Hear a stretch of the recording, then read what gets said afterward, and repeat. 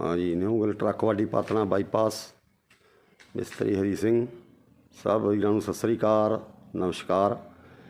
आ गड्डी दी रोह करवाने तुहानूं 2818 की T Bs6 टाटा सामने खड़ी है। इहदी बाडी लगाई है बिना रंग तो तुहानूं सारी गड्डी दी रोह करवाउने आ।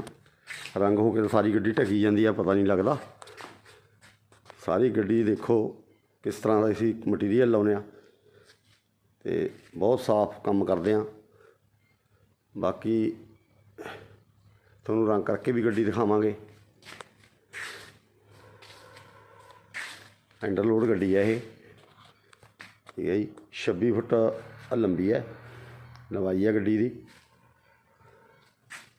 ते 10 चक्की गड्डी है।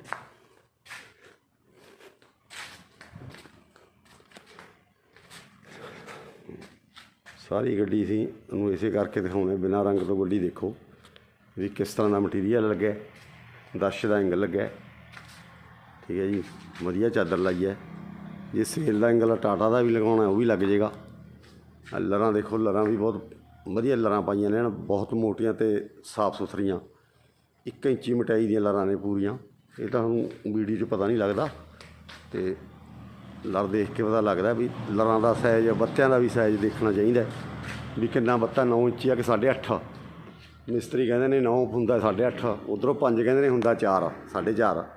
ये भी गड्डी का काम कराने वेले जरूर ध्यान रखना है कि वो गड्डियां इन्हां दे विच फिर रेट का बहुत फर्क पै जांदा है। लक्कड़ महंगी बड़ी है।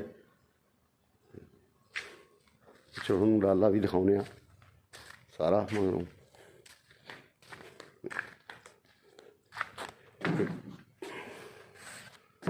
फार्म की कंपनी की गड्डी है, ये रामा मंडी की गड्डी है पंजाब की। बाकी तुहानूं रेडियम ला के टेप रंग करके भी दिखावांगे।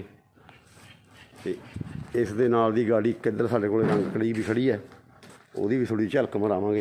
हाले तैयार नहीं हुई पूरी गड्डी, वो भी तुहानूं दिखावांगे गड्डी।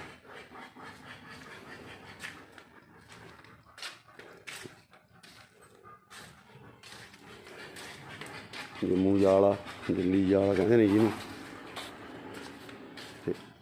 बिच भी ये प्लेट का फर्श है, बहुत मोटा 4 mm का फर्श है। टोटल ये 5 बत्ते ने। ये टू भी अंदरों साफ है बिल्कुल, कंपनी वाले ने जो चैनर ने बाहर लगाए ने।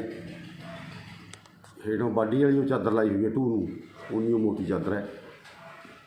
उपर ये 2.5 इंची एंगल पाया है टू दे।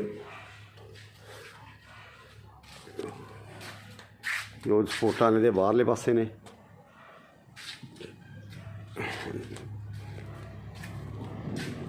कैबिन का कम पाया बदरी लाई है, अगे बैम्पर फट्टी तो स्टील के खंडे लाए ने। अंदर बैड सीट बनाई है तो 1-2 बक्से भी बनाए ने विच।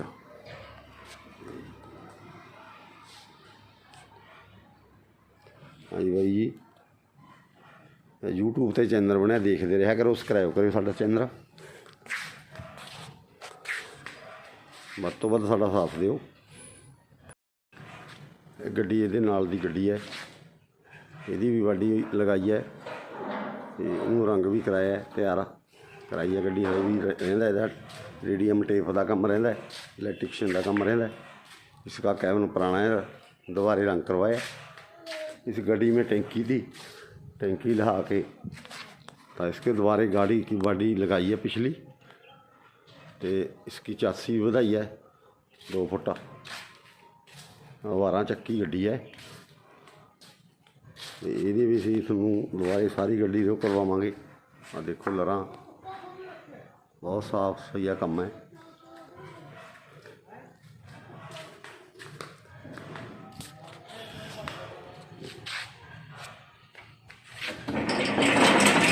डाला हाले तैयार नहीं होया बिल्कुल मुकम्मल। डाला भी मुकम्मल करा के तुहानूं दिखावांगे।